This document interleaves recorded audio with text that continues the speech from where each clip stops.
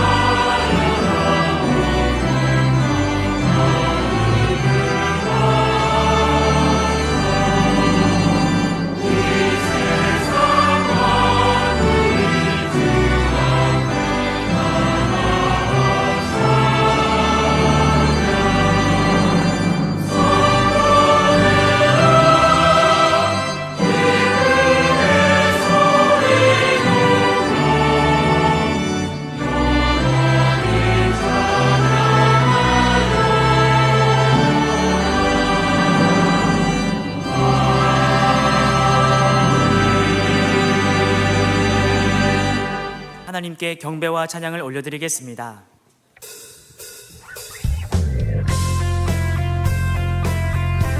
할렐루야. 이 시간 우리는 주님의 사랑을 품은 자로서 주님 앞에 찬양드리며 나아가기를 소망합니다.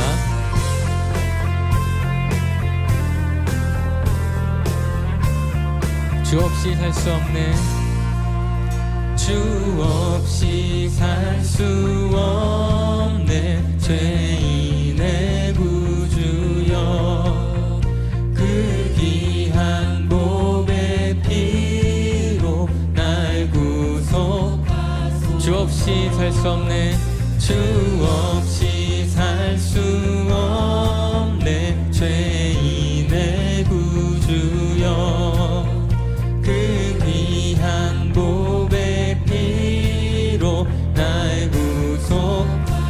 구주의 사랑으로, 구주의 사랑으로 흘리신 보혈이 내 소망 나의 위로 내 영광 됩니다.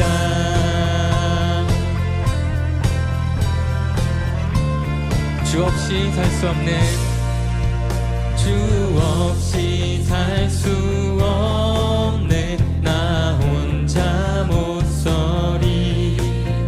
힘없고 부족하며 지혜도, 주 없이 살 수 없는, 주 없이 살 수 없는 내 주는 아신다. 내 영의 깊은 간구 마음에, 내 주는 나의 생명 또 나의 힘이라. 주님을 의지하여 주밖에 나의 마음, 주밖에 나의 마음 네 알아주니요. 내 마음 위로하사 영원케 하시네. 우리가 어떤 상황 속에서도 주 없이 살 수 없음을 고백하며 살아가기를 소망합니다. 우리 목소리로 고백하겠습니다. 주 없이 살 수 없네. 주 없이 살 수 없네. 세월이 흐르고 이 깊은 고독 속에 내 생명 사나운 풍랑일 때 사나운 풍랑일 때 날 지켜주시니 내 곁에 계신 주님 늘 이미 사나운 풍랑일 때 사나운 풍랑일 때 날 지켜주시니 내 곁에 계신 주님 다시 한번 고백하겠습니다. 사나운 풍랑일 때 사나운 풍랑일 때 날 지켜주시니 내 곁에 계신 주님 늘 힘이 됩니다.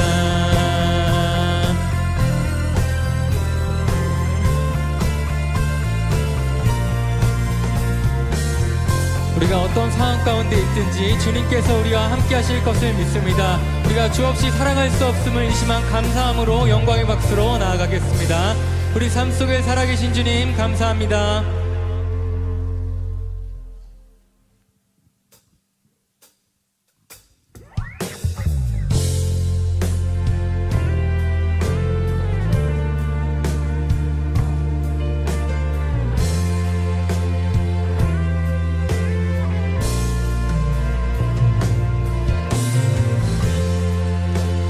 우리의 왕 되신 주님 앞에 찬양드리겠습니다.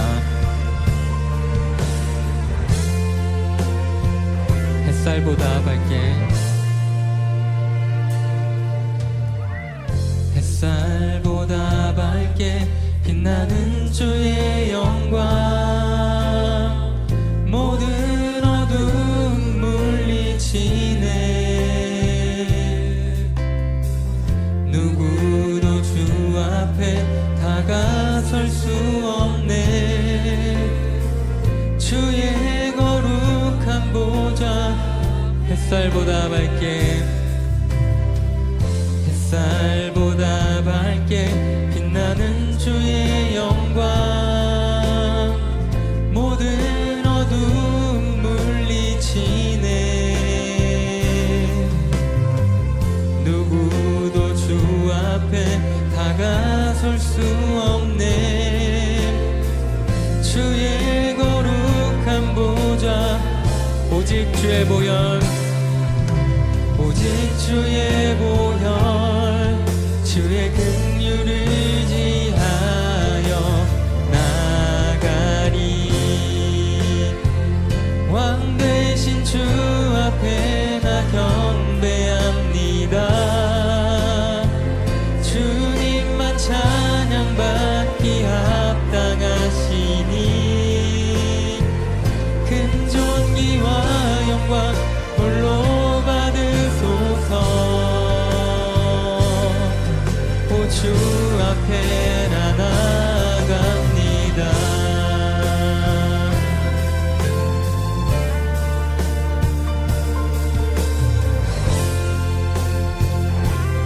햇살보다 밝게 햇살보다 밝게 빛나는 주의 영광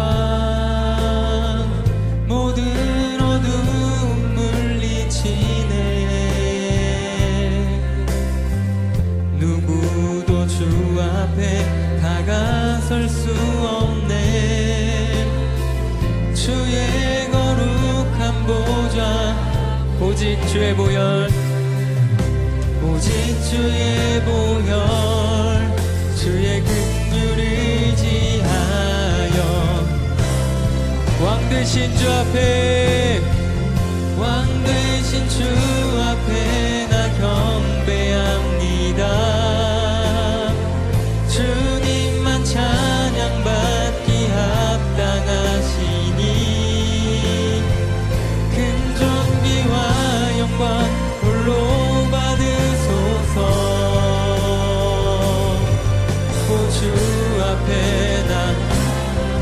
되신 주 앞에 왕 되신 주 앞에 나 경배합니다.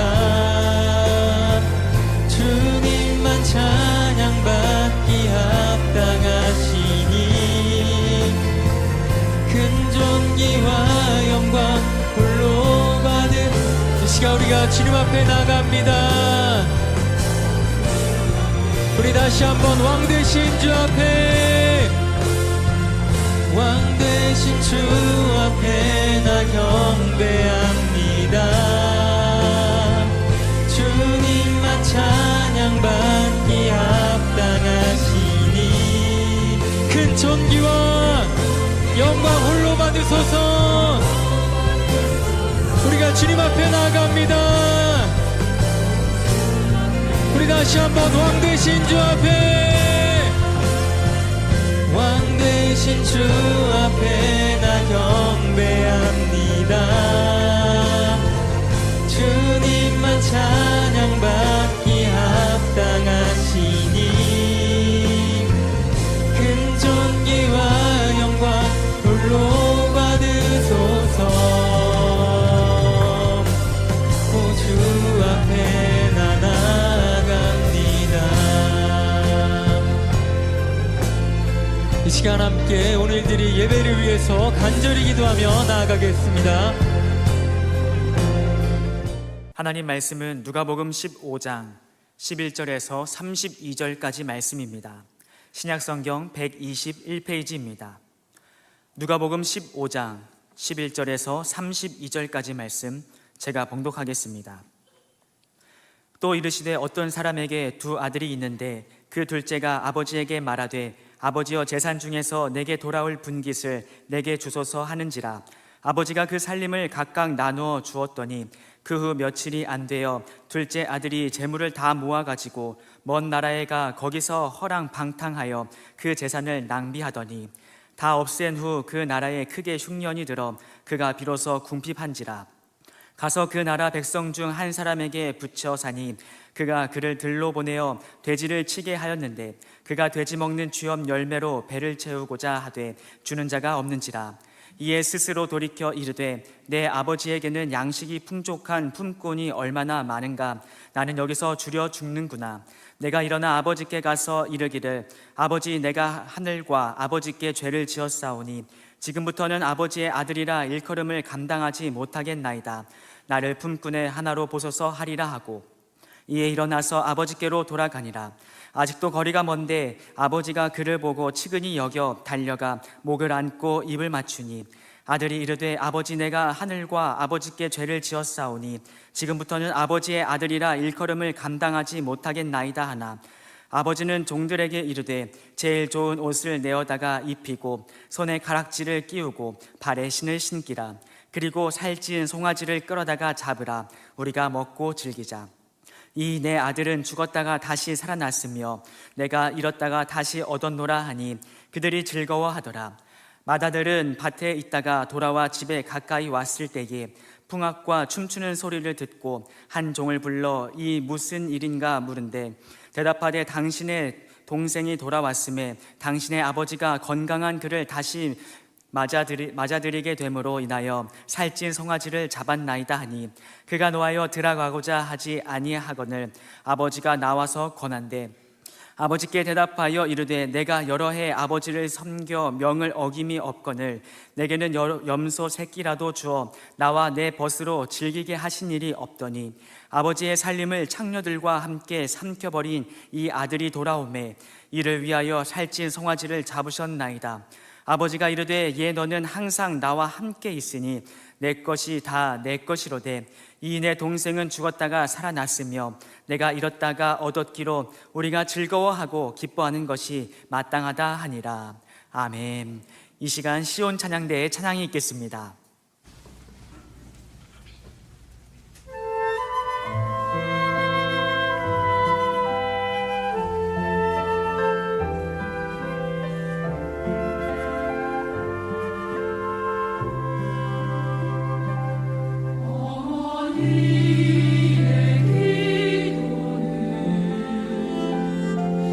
땅에 떨어진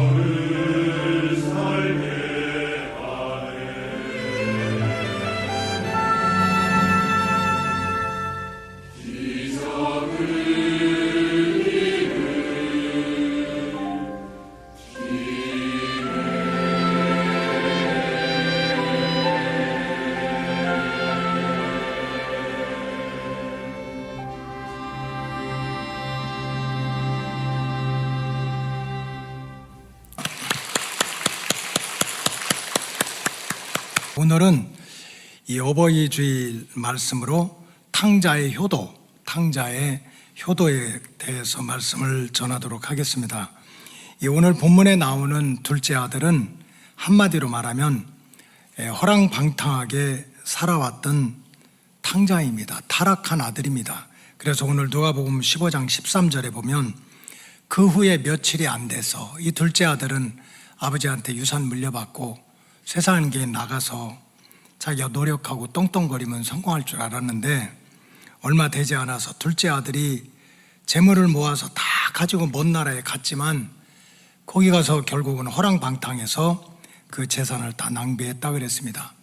한마디로 말하면 불효자입니다. 아버지를 떠나서 세상에 나가서 자기 마음대로 살면서 받은 유산도 잃어버리고 아버지를 크게 근심시킨 불효자입니다.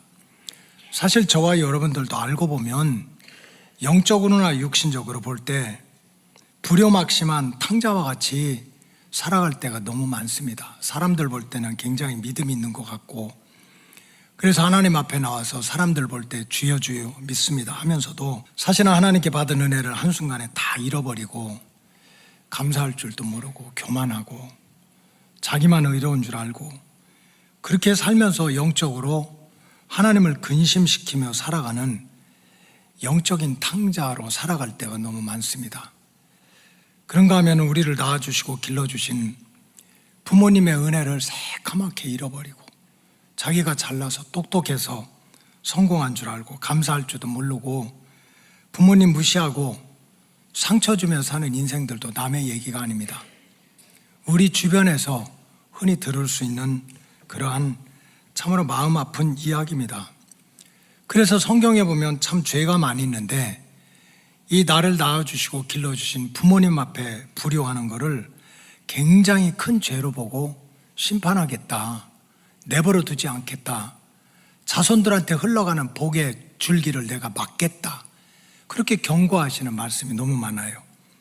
출애굽기 21장 11절에 보면 이제 십계명 후의 말씀을 가르치는데 자기 아버지나 어머니를 저주하는 자를 어떻게 저주합니까? 무시하고 함부로 하는 자는 반드시 죽이라는 거예요.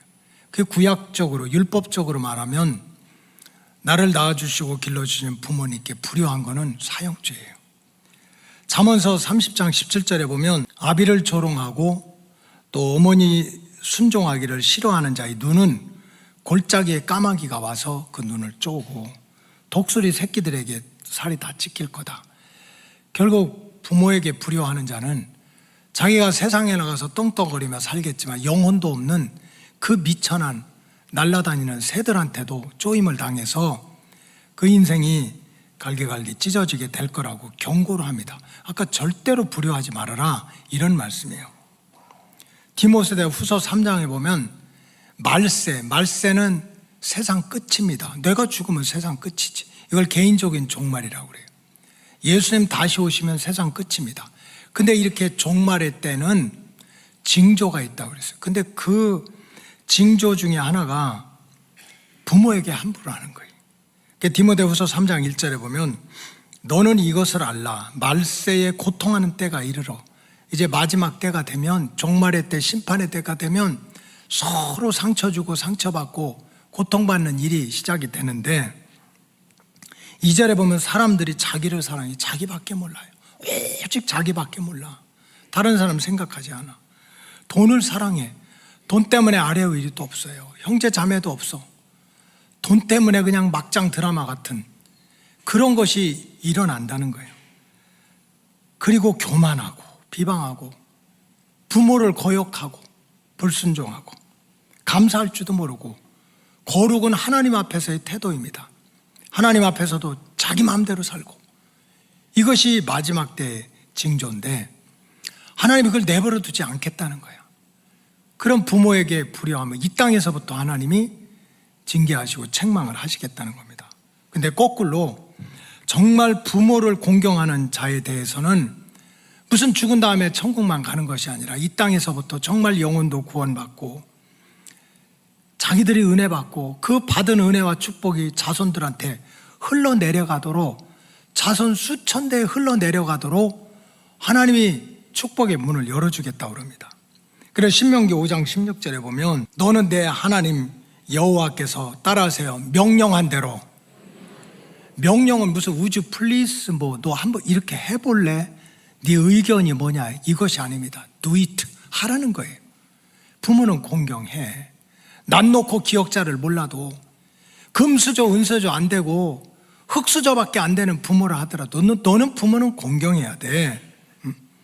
그리하면 내 하나님 여호와가 내게 준 땅에서 내 생명이 길고 복을 누리리라. 여기서 누린다는 건 단순하게 나만 누리는 것이 아니라 아브라함이 이삭에게, 이삭이 야곱에게 그 복이 흘러내려갔던 것처럼 자손들한테도 위로부터 내려오는 하나님이 주시는 은혜와 복이 흘러내려가겠다는 거예요.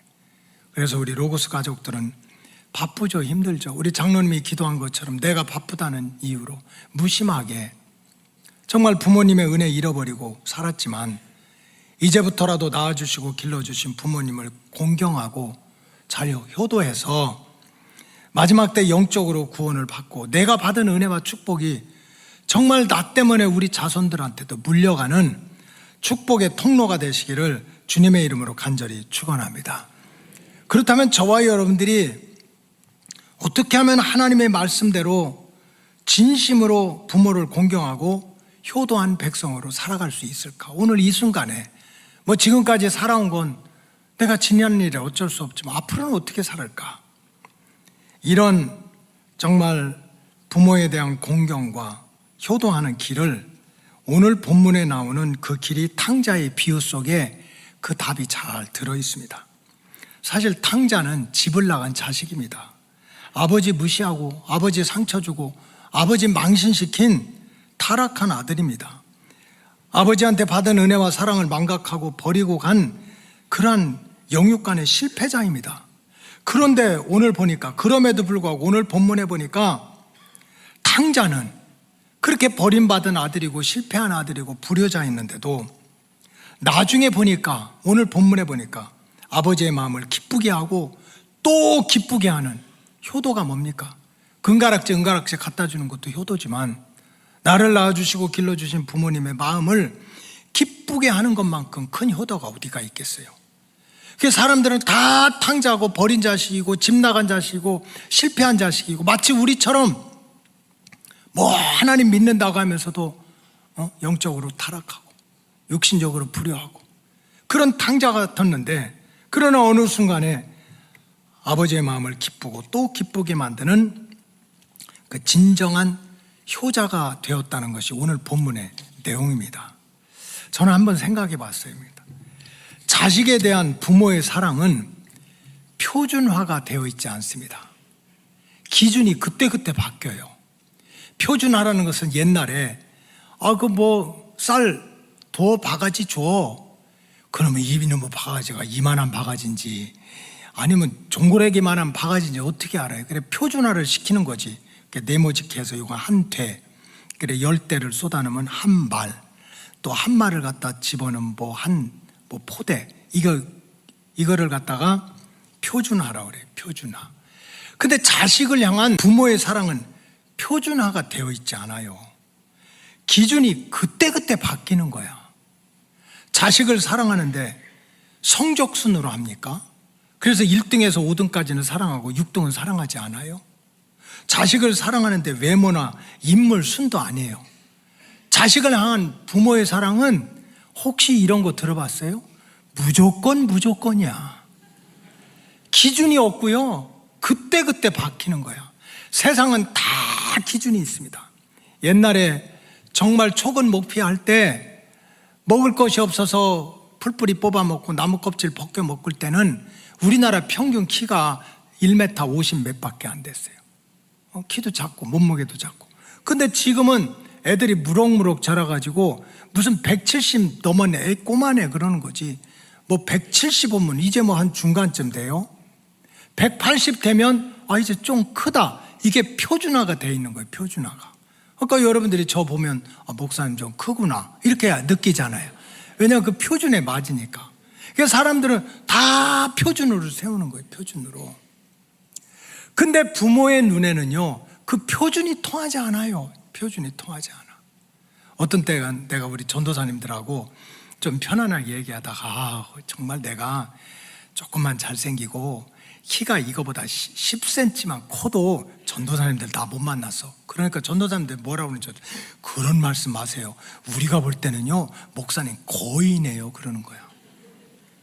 아멘을 아무도 안 하는 거야. 이게 무슨 표준입니까?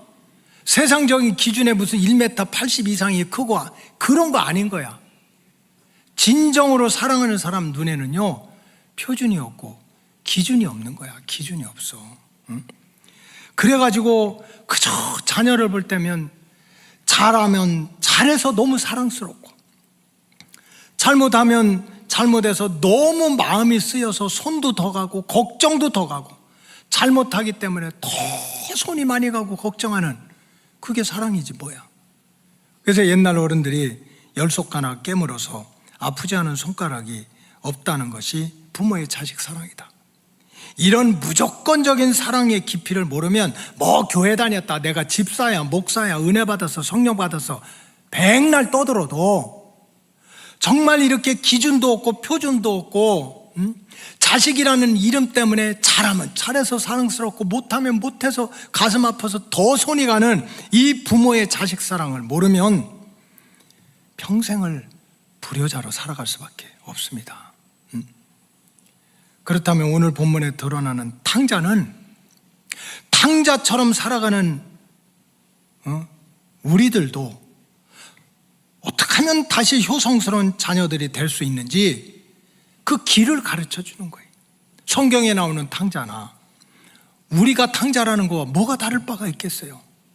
그런데 성경에 나오는 탕자가 손가락질 받고 실패하고 아버지의 마음에 못을 박았던 그 탕자가 효자가 되는 모습을 보면서 탕자같이 살아가는 우리도 정말 하나님 앞에서 다시 변화되어서 영적으로도 효성스러운 자녀가 되고 육신적으로도 효성스러운 자녀가 된다는 길을 열어주시는 줄로 믿습니다. 그렇다면 탕자의 효도가 가르치는 탕자의 효도가 말하는 효도는 어떤 효도입니까? 첫째는 탕자가 가르쳐주는 탕자가 증거하는 효도는 따라하세요. 나는 받은 자다. 탕자의 효도는 주는 자와 받는 자의 관계를 정확히 알 때부터 효도는 시작된다는 거예요. 오늘 본문에서 가르치는 누가 효도하느냐? 누가 주는 자고 누가 받은 자라는 것을 정확히 알 때 그때부터 진정한 효심이 시작된다는 거예요. 누가복음 15장 12절에 보면 그 둘째가 아버지한테 말하되 아버지요 재산 중에서 내게 돌아볼 분깃을 내게 주소서. 자녀의 특권은 달라는 거예요. 달라. 무슨 개돈 모아놨습니까? 적금에서 무슨 모아놨어요? 태어나자마자 달라는 거지. 이게 특권이야. 하는지라 아버지가 그 살림을 각각 나누어 따라하세요. 주었더니 여러분 오늘 본문에 보면 나를 낳아주시고 길러주신 아버지의 사명과 특권은 주는 거예요. 주는 거. 처음부터 끝까지 주는 자야. 생명도 주고 키워주고 먹여주고. 자 여러분 제가 얘기하면 주고만 하세요. 주고. 생명도 먹여 재워 입혀 씻겨 가르쳐 다 주는 거야. 다 주는 거. 부모가 흙수저냐 은수저냐 물려받았냐 안 받았냐 그건 아무 상관없어. 적어도 멀리 하나님까지 안 가더라도 땅에 있는 육신의 부모는요 처음부터 끝까지 다 주는 거야. 생명도 주고 키워주고 먹여주고 입혀주고 씻어주고 닦아주고 일으켜주고 공부시켜주고. 여러분 자녀는 성공을 했든 실패를 했든 유명해졌든 유명하지 않든 그의 인생은 내 인생은 받은 자야. 나는 어머니로부터 아버지로부터 나는 받은 자야. 이 진리를 모르면 불효자가 되는 거예요. 불효자가 되는 거예요. 똑똑하다고 효자가 되고 가난하다고 불효자가 되는 게 아니라 나는 부모로부터 모든 것을 받은 자라는 부모는 주는 자고 나는 받는 자라는 이 진리가 깨지고 깨닫지 못하면 효심이 절대 안 생기는 거예요. 탕자는 그거 몰랐어요. 달라고만 했어. 그래서 나가가지고 아버지한테 받은 걸 가지고 막 큰 대로 살다 보니까 자기 평생은 아버지 밑에서 받고만 살았거든. 근데 세상에 나가서 살다 보니까 주는 자가 아니라 다 뺏어가는 자, 뜯어가는 자, 거짓말하는 자, 다 세상에 나가보니까 주는 자는 없고 다 뺏어가는 자야. 뺏어가는 자, 뜯어먹는 자, 속여먹는 자. 그래서 빈털터리가 되고 나서 탕자가 깨달은 거예요. 야, 세상에 나가서 내 힘대로 내 뜻대로 살 줄 알았는데 보니까 아버지한테 받은 것까지 다 뺏기는 거지. 근데 아버지를 생각해 보니까 주는 자예요, 주는 자. 그래서 아버지가, 어머니가 나한테 모든 것을 준 자라고 하는 것을 깨달은 순간부터 부모를 공경하고 부모님께 효도하겠다는 마음이 싹 튼 거예요. 탕자의 효도는 아버지 어머니한테 금가락지 은가락지 무슨 사파예요. 그냥 막 물방울 다이아몬드, 홍콩 가면 5만 원이야? 야구공만 한 거. 이런 거 갖다 줘가지고서 효자가 아니에요. 나는 그냥 부모한테 받은 거밖에 없구나. 이거를 깨닫는 거지. 그래서 우리 로고스 가족들은 1년에 한 번씩 양주동 박사가 쓴 어머니의 마음을 어버이날 교가로 불러야 돼요. 가사를 잘 생각하면서 반주 한번 줘봐요. 어머니의 마음, 가사도 보여주고 나실 때 괴로움 다 잊으시고 기르실 때 밤낮으로 애쓰는 마음, 진자리 마른 자리 갈아내시며 손발이 다 닳도록 주기만 하신 게 우리를 낳아주신 부모님이에요. 반주해 주세요. 나실 때 괴로움 다 잊으시고 기르실 때 밤낮으로 애쓰는 마음, 진자리 마른 자리 갈아내시며 손발이 나닳도록 고생하시네. 하늘 아래 그 무엇이 넓다리요.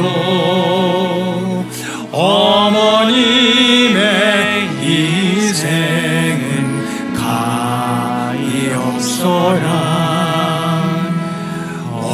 어려선 안고 꼭 벌러주시고 자라선 문기되어 기다리는 마음, 하늘사 그릇 되사 자식 생각에 고우시던 이마 위에 주름이 가득,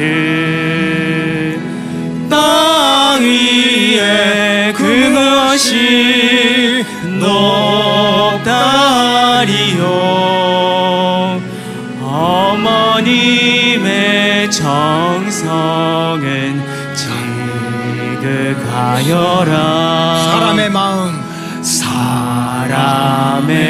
마음 속에 온 가지 소원,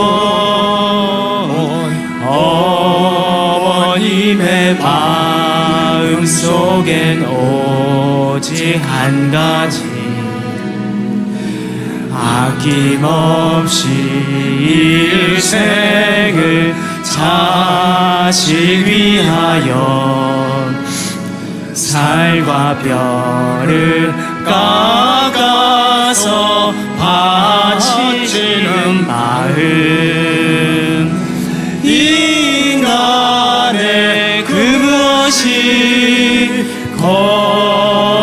거룩하리요. 어머님의 사랑은 그지없어라.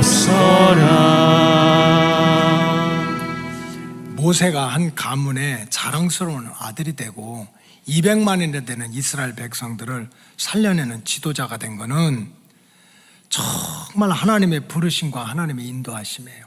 절대적으로 하나님이 부르시고 인도하신 은혜지만 실제로는 그저 태어난 남자애들 다 죽이라니까. 울음소리 날까봐 입 틀어막고, 울음소리 밖으로 나갈까봐 창문 틀어막고, 그러면서 3개월 동안 모세를 집안에 숨겨서 키우다가 안 되니까 갈대를 꺾어다가 상자를 만들어서 안암팍에 욕청을 치라고, 나일강에 띄우면서 그것도 뒤집어질까 제껴질까 걱정해서 미디암 누나 보내서 뒤집어지지 않게 끝까지 쫓아가라고. 바로 공주의 딸한테 갈대 상자가 발견돼서 그냥 유대인의 히브리인의 아들인 둘둘 표신하는 거 안고 자기 아들 삼았잖아요. 그래서 우여곡절에 모세의 어머니 요게벳이 유모로 왕궁에 들어간 거지. 아들을 놓고 엄마를 엄마라고 얘기할 수가 없어. 내가 네 엄마라고 말할 수 없지만 그래도 기도하는 마음으로 그렇게 키웠던 요게벳 엄마의 그 사랑과 그 느낌과 그 품 안에서 자랬던 모세의 기억이 있는 거예요. 40년 왕궁에 살아서 황태자예요. 이제는 자기는 애굽의 왕이 될 수 있지만 40년 동안 얼마든지 떵떵거리며 이제 황태자가 됐지만 갈대 상자에서 둥둥 떠내려고 자기를 품에 안았던 엄마의 그 사랑과 엄마의 기도를 잊을 수가 없는 거지. 보지도 못하고 느끼지도 않았지만 들었잖아요. 그래서 왕궁 다 버리고 자기 백성 구하야 되겠다고 쓰임받은 건 하나님의 부르심과 인도하심이지만 요게벳의 엄마가 피눈물 나는 사랑과 희생으로 강물에 둥둥 떠드는 아들 죽기까지 쫓아가서 키운 것입니다. 이 나이 드신 부모님들은 못 버려요. 못 버려. 여기 다 똑같아. 우리 엄마가 돌아가실 때도 보니까 옛날에는 그 마루에다가 찬장을 놨잖아요. 유리 찬장. 냄비, 남선 냄비라는 게 있어요. 남선. 노란 거, 대중소로 돼 있는 거 상표도 안 띄고 돌아가실 때까지 그 유리창에다가 유리 있는 창문에다 보관하더라고. 커피도 이렇게 뒤집어 놓고 그거 가지고 먹어본 적이 없어요. 그냥 접시 컵티죠. 그냥 보관하는 거예요. 그러다 가셨어. 이제 우리 아버지가 92살, 거의 93살 돼서 돌아가셨는데 이제 내가 목사니까 그래도 잘 참아야지. 우리 아버지 너무 미안하고 그래도 이제 장례 치르고 나서 유품을 정리를 해야 될 거 아닙니까? 대전에도 집이 있고 동생 따라서 천안에 또 이렇게 시골에는 뭐라 그러지? 전원주택까지. 그래 편안하게 사셨지. 근데 우리 아버지도 보니까 안 버렸더라고. 그냥 옛날부터 입던 옷을 어떻게 이렇게 그냥 정리를 잘해놨는지 다 정리했어요. 넥타이도 한쪽에 어떤 건 이만큼 넓고 어떤 건 좁고 다 해놓고 와이셔츠도 그냥 누런 거서부터 깨끗한 거, 양복도 다 이렇게 해놓고 또 체육복 같은 것도 다 접어놓고 평소에 그렇게 사신 거야. 근데 그러면서 이제 이걸 다 걷어내는 거지. 이거 어떻게 해? 이거 뭐 입을 수도 없는 거고. 그래서 유품을 정리하는데 이제 옛날 농이라 밑에 이제 한 두세 칸이 있습니다. 근데 우리 아버지는 코맥혔는지 세상에 그 밑에 칸을 열어보니까 구두가 한 15컬이 정도가 있더라고. 근데 그 구두가 멀쩡한 게 하나도 없어요. 다 깨끗하게 손질을 해서 차곡차곡 뒀어. 근데 한결같이 다 뒤틀리든지 안 신었으니까 그냥 깨끗하게 보관만 하는 거야. 해놓고 나서 그냥 뭐 많이 버렸겠지만 그래도 옛날에 이렇게 신었던 거를 잘 해서 속에다도 넣어놓고 그래도 뭐 막 이렇게 뒤틀리고 저렇게 뒤틀리고. 우리 아버지가 좀 컸어요. 옛날 어른치고. 그래 구두를 바라보니까 이제 참았던 눈물이 쏟아지는 거예요. 구두 보고 야 네가 고생했다. 덩치 큰 우리 아버지. 그 구두에다가 이제 그 구두가 우리 아버지를 다 그 무게를 감당한 거 아닙니까? 근데 이 구두가 우리 아버지 몸무게만 감당했겠어요? 우리 아버지의 어깨에 지고 있던 삶의 무게, 가족들을 키우고 반듯하게 살려고 하고 그저 자녀들을 어떻게든지 잘 키우려고 하고 하는 그런 삶의 무게를 얘가 다 짊어지고 이리 쭈그러지고 저리 쭈그러지고 한 그 구두를 보고 나서 세상에 장례 치를 때 안 울고 아버지 구두 붙잡고 울었어요. 여기에 아버지의 삶의 무게가 다 들어있는 것 같아가지고. 성경에서 보면 깨닫는 게 은혜라고 그랬어요. 탕자가 아버지한테, 엄마한테 막 은가락지 갖다 준 게 아니에요. 밖에 나가서 있는 거 뺏기고 털리고 다 호랑방탕하고 거지가 돼보니까 진짜 나에게 모든 것을 준 분은 아버지밖에 없다는 거지. 그 아버지는 나한테 은혜를 주시고 생명을 주시고 키워주시고, 이런 분을 내가 어떻게 외면할까? 효도는 거기서부터 시작되더라는 거예요. 둘째로 탕자의 효도는 어떤 효도입니까? 누가복음 15장 18절에 보니까 내가 일어나 아버지께 가서 이르기를 아버지 내가 하늘과 아버지께 죄를 지었다. 적어도 탕자가 깨달은 효도는요, 이거는 하늘 아버지하고 육신 아버지를 구별할 수가 없는 거야. 자기가 불효한 게 단순히 육신의 부모한테 불효한 게 이게 아니라는 거야. 하늘 아버지한테도 죄를 진 거라는 거야. 어떤 사람은 거꾸로 하늘 아버지한테만 잘하면 돼. 그걸 고르반이라고 그래. 나 11조 드리고, 나 교회 가서 봉사하고, 나 바빠, 나 그냥 그러니까 엄마 아버지 돌볼 시간 없어. 이것도 죄라는 거예요. 이 탕자가 깨달은 거는, 깨달아 보니 세상에 하나님의 마음하고 부모의 마음이 똑같은 거야. 그래서 그냥 부모님의 은혜와 사랑을 깨닫기만 하면 뭐합니까? 이제 정말 깨달았으니 불효자의 길에서 돌이켜서 아버지의 마음, 우리 자녀들의 마음은요 5만 가지야. 잘 먹고 잘 살고 성공하고 집 사고 자식 잘 키우고 사랑은 내리사랑이래. 5만 가지 생각을 하고 사는데 부모의 마음은 오직 한 가지야. 내 새끼 잘 되라고. 그 안으로 돌아가야지. 그 탕자가 깨달은 효도는 뭡니까? 이거는 참 우리 부모님은 나한테 다 준 거야. 나는 받은 거야. 그러니까 그분들 훌륭하셔. 그걸로 끝나는 게 아닙니다. 내가 그렇게 모든 걸 준 부모에게 마음도 정성도 그저 내 생각은 5만 가지 나만 생각하고 내 새끼 생각하고 내 집 생각하는데 부모 생각은 아니야. 나만 생각해. 한 가지. 그 부모님의 마음속으로 들어가야지. 그 부모의 울타리 속에 들어가야지. 깨닫고 회개하고 돌아서는 것을 바로 탕자의 효도라고 그래요. 그 유대 역사에 보면 므낫세 왕이 있습니다. 므낫세. 아버지가 히스기야예요. 잘 알지만 믿음이 얼마나 좋았는지, 죽을 병에 걸렸을 때 얼마나 기도하면 하나님이 그냥 동쪽에서 서쪽으로 지나가는 해도 잠깐 멈춰, 히스기야 살려야 돼 해가지고 생명을 15년이나 더 연장시켜줬어. 믿음이 훌륭해요. 이게 참, 근데 자식이 그 믿음 본받기가 어렵거든요. 그 훌륭한 아버지 히스기야가 죽은 다음에 아들이 왕이 됐는데 므낫세입니다. 근데 나이가 12살이야. 12살에 왕이 됐으니, 철부지가 왕이 됐으니 세상 말로 완장찬 거예요. 아무것도 모르면서 내가 왕이라니까 세상에 아버지 무시하고 자기 맘대로 살고 바알과 아세라 우상 갖다 놓고 허랑방탕하고 타락하고, 세상에 그렇게 불효가 없어. 하나님께도 불효하고 육신의 아버지 얼굴에도 먹칠을 하는 거야. 아니 12살짜리가 뭘 알겠어. 그래도 네가 왕이다 하니까 그냥 자기 맘대로 하는 거야. 자기 맘대로.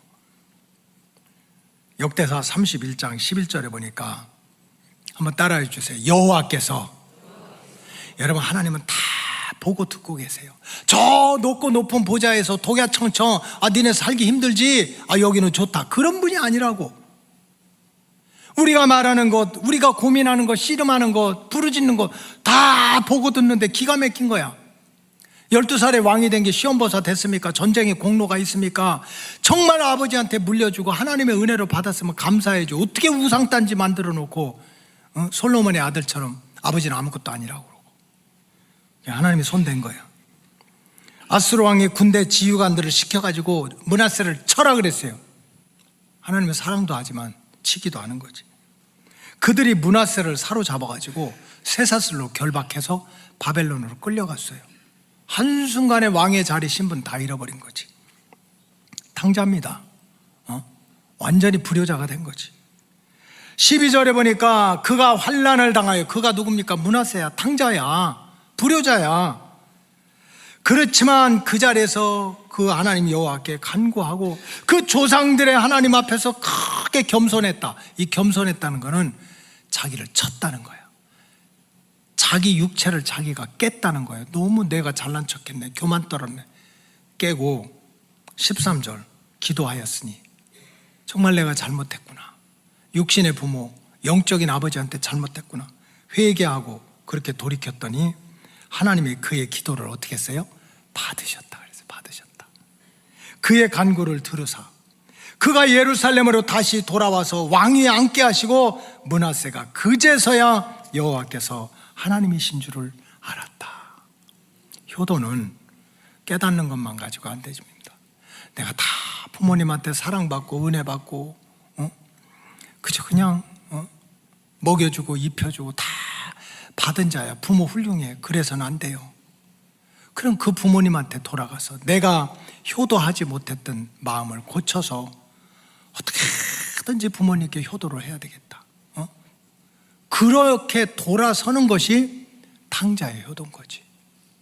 세 번째는, 탕자의 효도는 부모의 마음을 기쁘게 해드리는 효도입니다. 누가복음 15장 20절에 보니까 아직도 거리가 먼데 아버지가 그를 보고 측은히 여겨 달려가서 목을 안고 입을 막 안았어요. 돼지막에서 돼지 열매 먹고 그렇게 살던 아들이 돌아오니까 아버지가 쫓아가서 끌어안았어요. 왜 그럴까요? 좋아서. 그 허랑방탕하고 쓰레기통 속에 살고 있던 아들이 돌아오니까 좋아서. 그 살진 소를 왜 잡았습니까? 손해보게. 좋아서. 동네 사람들을 다 왜 모아놓고 잔치를 벌렸습니까? 기뻐서. 효도는 부모의 필요를 채워주는 것도 중요하지만 그 이전에 부모의 마음을 즐겁게 해드리는 것이 효도입니다. 지금 탕자의 아버지가 소도 잡고 잔치도 하고 막 가서 끌어안고 냄새나고 하는데도 왜 그렇게 좋아서 그랬지? 좋아하는 일을 지금 탕자가 한 거예요. 효도는 부모의 마음을 기쁘시게 하는 거예요. 여러분, 이삭을 생각해 보세요.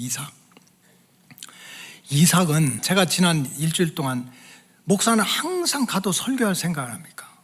무슨 설교를 할까? 무슨 말씀을 먹일까? 하나님 지혜를 주세요. 그러니까 마음에 갈등이 생겨요. 어느 날은 그 룻의 효도에 대해서 이번 주 설교를 하라. 어버이 주일이니까.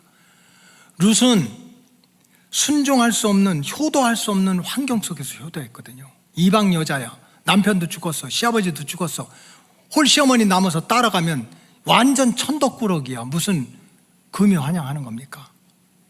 그런 정말 무슨 우리가 효도할 때 엄마 좀만 기다려, 아빠 조금만 기다려, 집 산 다음에 애들 큰 다음에 이제 우리 먹고 살만하면 효도할게. 아니었어요. 룻은 정말 효도할 수 없는 환경 속에서 피 한 방울 섞이지 않는 시어머니 나오미를 어머니의 백성이 내 백성이고 어머니의 하나님이 나의 하나님이고 어머니가 가는데 내가 다 가고 아무도 아멘 안 하고 왜 그랬을까요? 한 가지야. 어머니 기쁘게 해주려고. 바보입니까? 이삭이 모리아산에 아버지 손에 잡히러 올라가래. 모리아산에 갈 때 아버지는 120살이야 이삭은 20세 청년이에요. 아버지 왜 이러시냐고. 아니 나무 가지고 장작 패 가지고 불 가지고 가면서 재물이 있어야 될 거 아니야. 눈치가 없습니까? 그래도 이삭이 그냥 갔던 이유는 한 가지야. 아버지 기쁘게 해드리려고. 아버지가 하나님 계명 받고 죽이든 살리든 순종하고 하는 그 아버지의 마음을 기쁘게 하려고. 그래서 적어도 탕자의 효도가 우리한테 가르쳐 주는 거는, 탕자의 효도는 부모님의 마음을 기쁘게 해드리는 게 탕자의 효도라는 거예요. 탕자의 효도. 그래서 우리 로고스 가족들은 제가 1년에 한두 번씩 막 이런저런 얘기도 하지만은 여러분들이 깨닫는 거 가지고 안 돼요. 결심 가지고 안 돼요. 어떻게 하면 이미 돌아가신 분은 어떻게? 그럼 교회 안에 있는 연세 드신 부모님들 내 어머니처럼 생각하라고. 그래서 기쁘게 모시는데 부모님의 마음을 기쁘시게 하기 위해서는 실천을 해야 돼요. 그 첫째는 뭐냐? 마음으로부터 효도를 결심해야 돼요. 성경에 보니까 모든 건 마음에서 시작돼요. 말 한마디, 행동 하나, 눈짓 하나 어디서 시작돼요? 마음에서. 잠깐은 속일 수 있어. 반가운 척 할 수 있어. 집사님 반가워요. 집사님 반가워요. 3번 할 수 있어. 집사님 반가워요. 그 다음에 웃으면서 집사님 자빠지세요 할 수 있어. 모든 표정 하나, 행동 하나가 마음에서 나와. 그러니까 우리가 진짜 부모님을 기쁘시게 했다면 마음으로부터 효도를 결심했어요. 그래서 로마서 10장 10절에 보면 사람이 마음으로 믿어 의에 이르고 입으로 시인하여 구원받는다. 구원받는 것도 마음에서부터 시작된다는 거예요. 그 지금까지 어떻게 살았던지 간에 탕자도 효도가 됐는데 뭐 탕자도 효도하고 효자로 바뀌었는데 이제부터 내가 부모한테 효도해야지.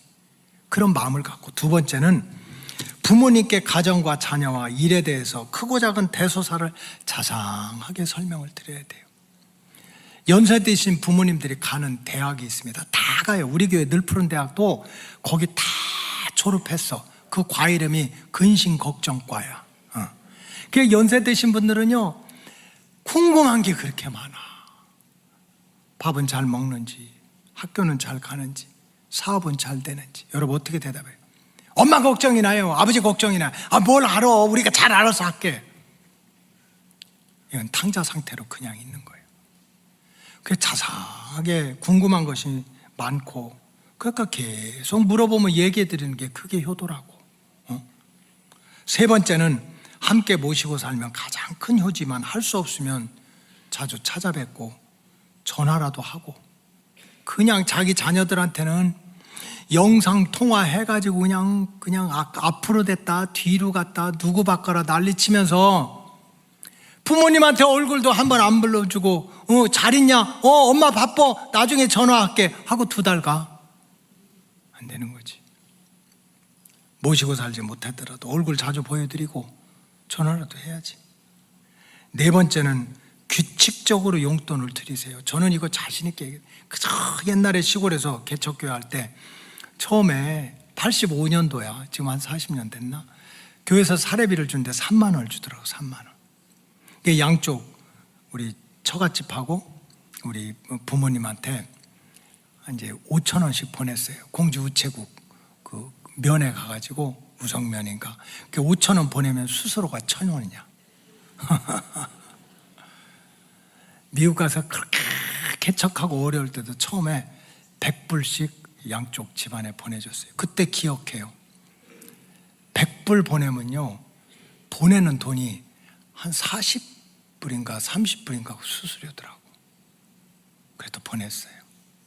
여러분 효도가 많이 있지만 그래도 많든 적든 부모님한테 그렇게 규칙적으로 돈을 보내드리면 든든하세요. 뭐 부모님들이 그거 가지고 사업을 합니까? 뭐 합니까? 그냥 든든한 거예요. 그러다 손자들이 오면 거기다 붙여가지고 받은 것까지 다 줘요. 할렐루야. 이게 부모의 사랑이야. 근데 왜 그런 걸 안 하느냐고. 5번째는 생일 잔치를 해드리세요. 진짜 내 생일날 친구 불러가지고 난리고 타지 말라고. 내 생일날 죽을 고생한 건 엄마야. 내가 고생했나? 그러니까 아버지 엄마 생일날에는 뭐 그냥 가족들 생일단에는 막 모여가지고 친구들 하지 말고 그런 거 안 하더라도 아버지 어머니 생신날은 그 친구분들을 모으게 하세요. 엄마 가까운 친구들 5명 모아, 아버지 가까운 친구 5명 모아. 그 동네 중국집 짜장면이라도 사드리고 손수건이라도 하나 드리면 그 엄마 아버지가 내 생일이라고 우리 아들이 와서 딸이 와가지고 이렇게 짜장면 사들었다고 어깨 뽕이 들어간 게 1년은 갑니다. 1년. 그 다음에 또 해드리는 거예요. 이런 게 효도지. 이런 게 효도. 6번째 자녀들의 행사에 부모님 꼭 참석시키고 7번째 중요한 건 몸을 살펴드리세요. 그래서 내가 어떤 지난주에 책을 읽다가 가슴이 아프더라고. 간단히 글을 쓰면 되는데 너희 부모를 강아지만큼만 모셔라 그러더라고. 개 키우는 사람 한번 가슴에 손을 얹고 생각해 보세요. 강아지한테 얼마나 정성을 들여. 씻어주고 또 그냥 발톱 깎아주고 미용실에 가서 머리 다듬어주고 햇빛 난다고 선글라스 껴주고, 겨울이라고 또 모자 쓰고, 그 다음에 뭐 빨간 거 뭐 알록알록 해가지고 배 차갑다고 안 해줘도 돼요. 걔들은 그냥 살아도 된다고. 반의 반도 생각 안 하잖아. 반의 반도. 그러니까 얼마나 가슴 아프면 너희 부모를 강아지만큼 모셔라 그랬겠어요. 그랬더니 그 댓글에 있더라고. 나는 잡아먹는데 이렇게 나왔더라고. 하여간 참. 못 말리는 조선족들이 한국에 아주 대한민국 위대해요. 무슨 말을 하면 그냥 꼬투리 잡고. 몸을 보살펴 드리세요. 좀 주물러 드리고, 머리도 감겨 드리고, 응? 목욕도 좀 함께 해드리고, 보약도 지어 드리고, 속옷 겉옷도 챙겨 드리고. 좀 아프다면, 아유, 엄마는 맨날 아프다고 그래. 아, 나도 이 병 이거 고쳐야 돼. 교인들 나이 드신 분들이 저보면 갑자기 중환자로 바뀌어요. 멀쩡하게 걸어다, 아이고 목사님 여기 막 이렇게 해요. 하여간 저 보면 곧 응급실 갈 환자로 바뀌어. 그럼 이게 하지 말아야 되는데 나도 그래. 아우 권사님 그거 다 기계 고장나게 돼 있어. 이렇게 해가지고 막 후회하고 그러거든요. 그럼 얼마나 아프냐고 이래야 되는데 나도 모르게 이 자동차도 오래 가면 고장나잖아요. 그러니까 권사님 고관절 고관절 밑에 관절 그거 다 고장나게 돼 있어요. 기도해 드릴게요. 그러니까 기도하고. 이러면 안 되는 거지. 병원이라도 모시고 하고. 할 수 있으면 추억 여행도 시켜드리고, 부모님 어렸을 때 살았던 동네, 다녔던 초등학교, 또 오랜 친구도 만나게 하고. 우리 아버님은 저는 안 했지만 동생한테 그랬대. 미군 부대 생활을 3년 하셨거든요. 아까 그 미군 부대 한번 가보자고 해가지고 가셔가지고 얼마나 말도 안 되는 영어를 하시는지 우리 동생이 정말 아주 창피찬란해 죽을 뻔했대요. 근데도 너무 행복해 하시는 거예요. 내가 여기서 옛날에 이렇게 했다고. 응? 사실 부모님께 대한 효도는 엄청나게 무슨 싱가포르 가서 야구공만한 물방울 다이아몬드 그 5만 원이거든요. 이런 거 사다 드리는 게 아니에요. 작은 것에부터 실천을 하시고, 효도 중에 가장 큰 효도는 부모님의 영혼을 구원시켜야 돼요. 가족 구원은 따라하세요. 오직 사랑으로. 가족들 앉혀놓고 요한복음 3장 16절 여기 읽어봐, 안 읽으면 뒤져 뭐 이렇게 해가지고 아니에요. 가족 구원은 그냥 사랑하고 희생하는 거예요. 그 제가 나 사랑하는 거 보니, 제가 나한테 그렇게 잘하는 거 보니 정말 예수님은 참 좋은 분이구나. 거기서 구원의 역사가 일어나는 거예요. 탕자의 효도는요, 주는 자가 누구인지 그거 항상 기억해. 그럼 절대로 불효 안 한다는 거지. 잘못했으면 오직 한 마음 너만 생각하는 부모님의 품으로 돌아가. 부모 마음 기쁘게 해줘. 그리고 마지막 탕자의 효도는 형제간에 화목하라는 효도입니다. 오늘 누가복음 15장 28절에 보니까 그가 노해서 들어가고자 아니하거늘 아버지가 나와서 권한대. 형이요 열받은 거야. 나는 아버지 밑에서 죽어라고 일하고 품삯도 못 닦고 해서 염소 새끼 앞말에 안 잡고 아버지랑 같이 있었는데, 세상에 아버지한테 유산 물려서 다 허랑방탕하고 보니까 창녀들하고 놀아나고 이랬던 아들, 정말 돼지막에서 굴러먹던 아들이 왔다고 소잡고 옷 씻겨주고 이럴 수가 있냐고. 나 그 잔치집에 안 들어간다 그런 거야. 100번 1000번 해도 맞는 말이에요. 맞는 말, 하나도 틀린 말이 아니야. 근데 부모의 입장에서는 부모 가슴에 못을 박는 거예요. 못난 아들, 잘못한 아들, 그 책망하고 팍 하는 그것이 그 형제간에 화목하지 못하는 게 사실은 부모의 마음을 아프게 하는 거예요. 그게 제가 목회도 해보고 많은 사람 만나보니까 정말 부모님이 가장 가슴 아파하는 거는 자식들 간의 싸움이에요. 갈등이야. 이 가와만사성이 되려면 누군가는요 참아야 돼요. 정말 가정 하나 형제 간의 원수 안 되고 이러려면 누군가는 참아야 되고, 누군가는 손해봐야 되고 꼭 참아야 되고요. 죽기까지 참아야 돼요. 죽기까지. 자, 옆 사람 보고 얘기하세요. 옆 사람 보세요. 네가 참아라. 아브라함과 롯을 보면 참 기가 막히잖아요. 응? 그냥 아브라함이 우물 파놓으면 그거 욕심부려. 목초지 키워놓으면 롯이 또 그거 욕심부려. 근데 아브라함이 항상 그래. 네가 동하면 나는 서하고 네가 서하면 나는 우하겠다고. 결과는 어떻게 됐습니까? 욕심부렸던 롯은 빈털터리가 됐어요. 그러나 그냥 가와 만사성 하려고, 조카 하나 지키려고, 형제 사랑 깨지 않으려고, 살았든 죽었든 부모는 보고 있으니까 그랬던 아브라함에게는 하나님이 복을 주어서 너만 복 받는 게 아니라 그 자손들한테도 하나님이 주신 은혜와 축복이 흘러내려가도록 하나님이 지켜주신 줄로 믿습니다. 탕자도 효도할 수 있습니다. 우리는 탕자예요. 말씀의 진리 잘 깨닫고 정말 육신의 부모 잘 섬기는 것이 하나님을 잘 섬기는 거다, 이런 마음을 가지고 우리 로고스 가족들 다 효도해서 여러분들 자자손손에게 은혜와 축복이 흘러내려가시기를 주님의 이름으로 축복합니다. 기도하겠어요. 하나님 감사합니다. 탕자의 효도에 대한 말씀을 들었사오니 깨닫게 하시고 깨달은 말씀대로 순종해서 아브라함처럼 로고스 가정마다 신앙의 대와 축복의 대가 자자손손 흘러 내려가게 하여 주시옵소서. 축복하오며 예수님의 이름으로 기도하옵나이다. 아멘.